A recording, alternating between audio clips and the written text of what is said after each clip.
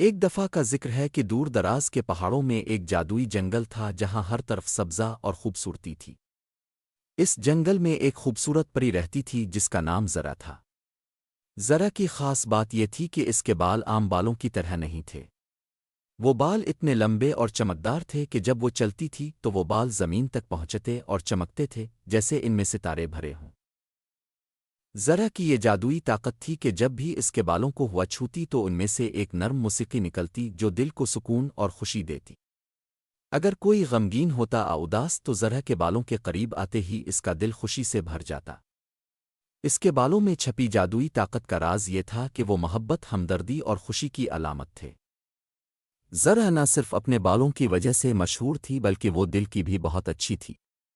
وہ ہمیشہ دوسروں کی مدد کرتی، خاص طور پر ان لوگوں کی جو جنگل میں گم ہو جاتے یا جو اپنے دکھوں میں پھنس جاتے تھے۔ ایک دن ایک غریب لڑکا جس کا نام ارحم تھا جنگل میں راستہ بھٹک گیا۔ وہ بہت دنوں سے بھوکا پیاسا تھا اور اسے کوئی امید نظر نہیں آ رہی تھی کہ وہ گھر واپس جا سکے گا۔ ارحم کے دل میں غم اور مایوسی بھری ہوئی تھی۔ چلتے چلتے وہ ایک خوبصورت تالاب کے پاس پہنچا جہاں وہ بیٹھ گیا اور رونے لگا۔ اس وقت زرا وہاں سے گزر رہی تھی۔ اس نے ارحم کو دیکھا اور فوراً سمجھ گئی کہ وہ پریشان ہے۔ زرا نے اپنی جادوئی بالوں کو ہلکی سی جنبش دی اور ہوا میں ایک میٹھی دھن بکھر گئی۔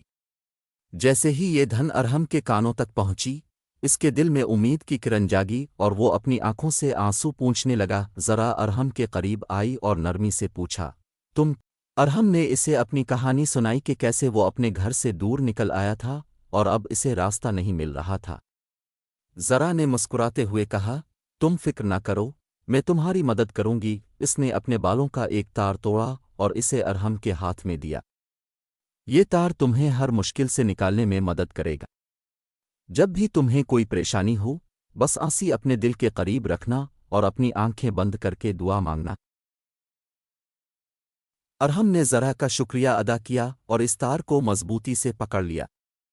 اس لمحے اسے احساس ہوا کہ وہ کتنی خوش قسمت ہے کہ اسے زرا ملی۔ جیسے ہی ارحم نے وہ تار پکڑا، ایک روشنی کی لہر اس کے ارد گرد پھیل گئی اور اس کے سامنے جنگل کا وہ راستہ ظاہر ہو گیا جو اسے اس کے گھر تک لے جا سکتا تھا۔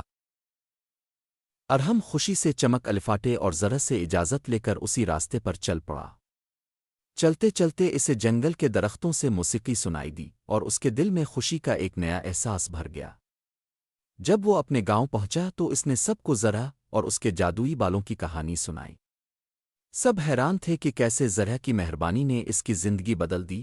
اس دن کے بعد ارحم نے کبھی مایوسی کو اپنے قریب نہیں آنے دیا۔ جب بھی وہ مشکل میں ہوتا وہ زرا کی دی ہوئی تار کو اپنے دل کے قریب رکھتا اور اس میں چھپی جادوئی طاقت اس کی مدد کرتی۔ زرا بھی جنگل میں خوشی سے اپنی زندگی گزارتی رہی، ہمیشہ دوسروں کی مدد کرتی اور اپنے جادوئی بالوں سے محبت اور خوشی بکھیرتی رہی۔ لوگ دور دور سے اس کے پاس آتے تاکہ اس کی جادوئی طاقت سے فائدہ اٹھا سکیں۔ زرا نے کبھی کسی کو مایوس نہیں کیا اور اس کے بال ہمیشہ محبت کی روشنی بکھیرتے رہے۔